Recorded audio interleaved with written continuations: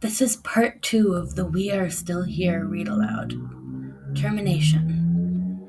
In order to save money, the U.S. government decided to stop honoring treaty agreements with more than 100 Native nations. This terminated our relationship with the federal government and no longer allowed our tribes or citizens to be legally separate in the United States. Although our tribes kept their part of each treaty, the United States stopped working with our tribal leaders, sold the affected nation's land and resources, lowered the government's financial duty to the tribes nationwide.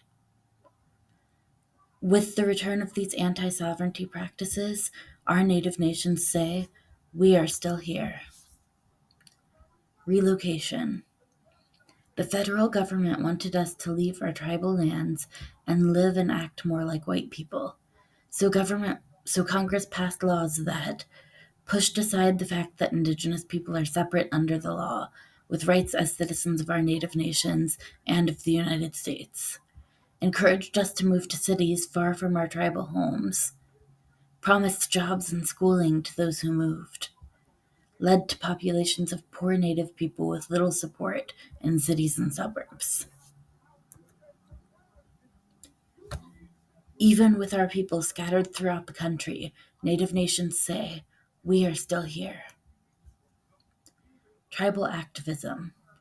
Native citizens continued to speak up, organize, and increase our longstanding commitment to strengthen tribal sovereignty. Strengthen tribal sovereignty, speak out about termination and relocation, recover our lands and harvest traditional foods, draw attention to Native people's lack of sufficient health care, help students go to college, including on tribal lands. With our collective voice and presence, Native nations say, "We are still here." Self-determination. Native nations needed more control of our own lives, so we pushed back on federal rules that oversaw nearly every part of life on our lands.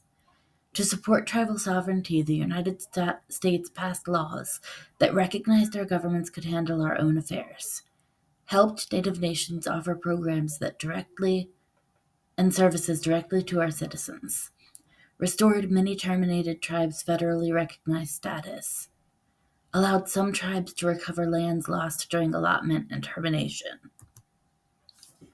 While pressuring Congress to carry out these laws, our Native nations repeatedly say, "We are still here."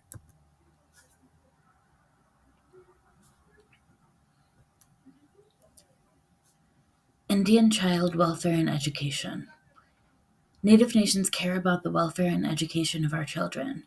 We needed to stop officials in various states from removing thousands of our children from their families and placing them in non-Native homes.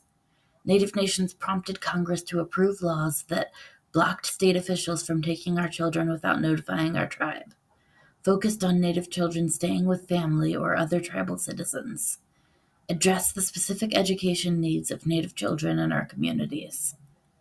To protect and provide for our future generations, Native nations say, "We are still here." Religious freedom. Native people challenged federal and local laws and policies that had banned us from freely practicing our traditional religions. Native nations sought help from the U.S. Supreme Court so that we could practice our beliefs and ceremonies. Tribes could access sacred sites outside our lands. Tribal citizens could keep and use sacred objects. When the court did not support us, Native nations sought support from Congress to say, "We are still here." Economic development. Tribal leaders noticed some people failing financially, while others in the United States succeeded. Some Native nations opened casinos as a way to make money on our lands, where few opportunities existed. This type of business allows those tribes to vary how people earn a living and care for themselves, use profits to develop businesses and employment, pay for important services like police, fire stations, and healthcare, offer scholarships, after-school programs, as well as operate tribally run schools. Even though the